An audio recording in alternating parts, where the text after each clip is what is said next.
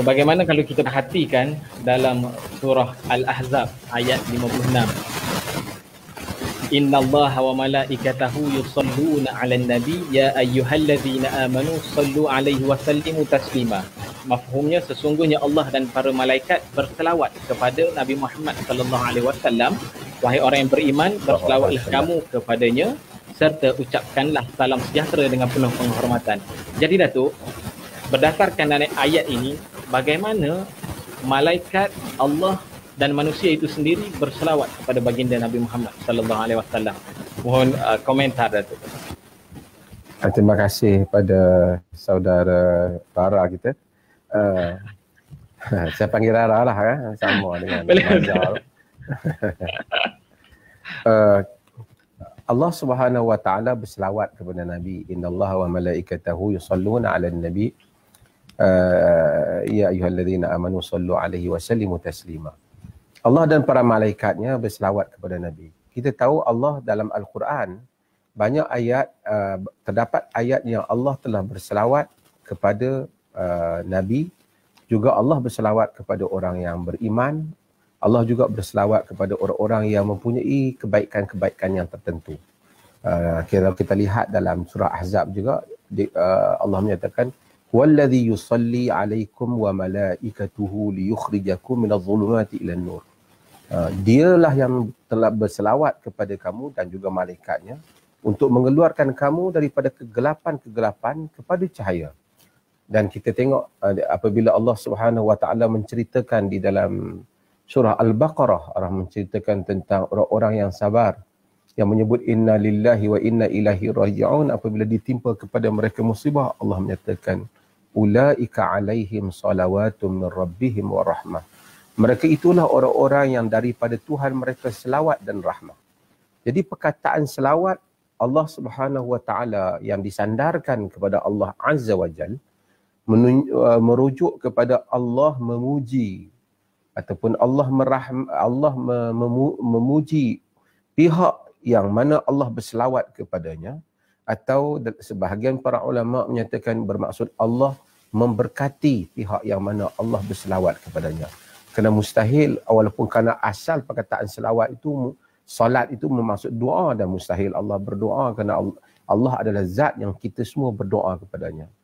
Adapun malaikat, apabila malaikat berselawat, bererti malaikat berdoa kepada Nabi SAW. Yakni memohon kebaikan untuk Nabi kepada Allah Subhanahu wa taala. Dan kita apabila disuruh untuk berselawat, bererti kita melakukan hal yang sama. Kita berselawat, yakni kita memohon kebaikan untuk Nabi.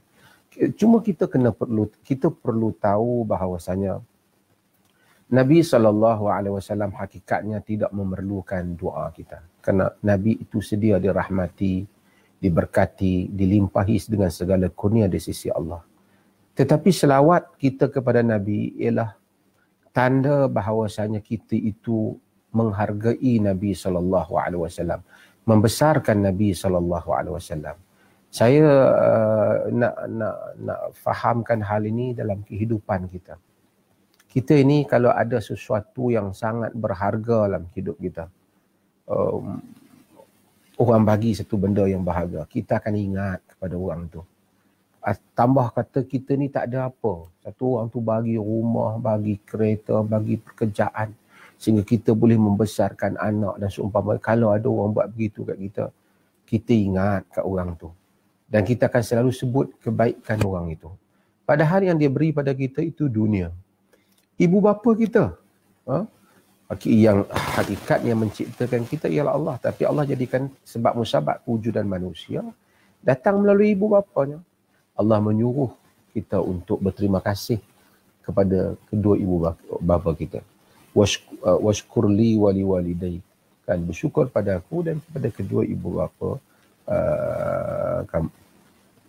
Jadi Allah Subhanahu wa taala mengajar kesantunan ini. Apabila kita mengenangkan insan yang benar-benar berjasa kepada kita, lebih daripada ibu bapa kita, yang membawa makna yang paling besar, iaitu membawa agama dalam kehidupan kita. Agama itu lebih kita perlu daripada makan, minum dan segala-galanya. maka menyebut insan itu ialah tanda kita manusia yang tahu mengenang budi.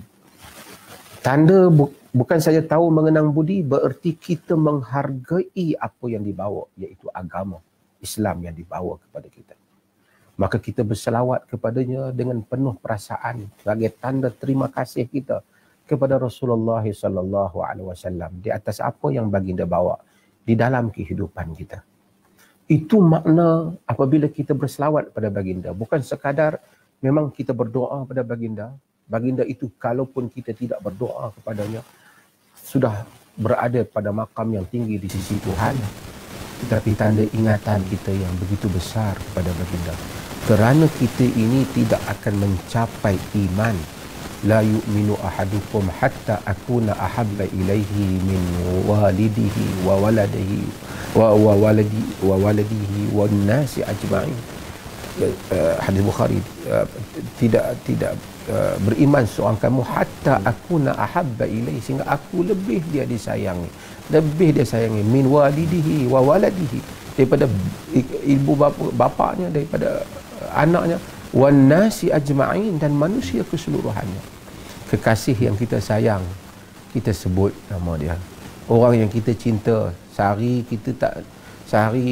tak tanya khabar kita, kekasih kita tak cari dia. Nabi SAW yang paling berjasa pada kita. Bukan soal berjasa itu dalam erti kata dia telah membawa agama sehingga kita menerima, tapi juga pada soal kita menghargai apa yang dia bawa. Maka sebab itu Allah menyuruh untuk kita berselawat kepada Nabi. Tanda sebenarnya kesyukuran kita kepada Allah Azza wa Jalla di atas kurniaannya. Kerana Nabi itu merupakan nikmat yang paling besar. Kerana Allah menyuruh kita mengingati nikmat yang diberikan kepada kita. Sebab itu Allah berselawat kepada Nabi dengan arti kata memuji Nabi. Malaikat berdoa pada Nabi. Kita juga berdoa kepada Nabi SAW sebagai tanda dia adalah Rasul kita, sebagai tanda terima kasih kita kepada Rasulullah SAW. Ya.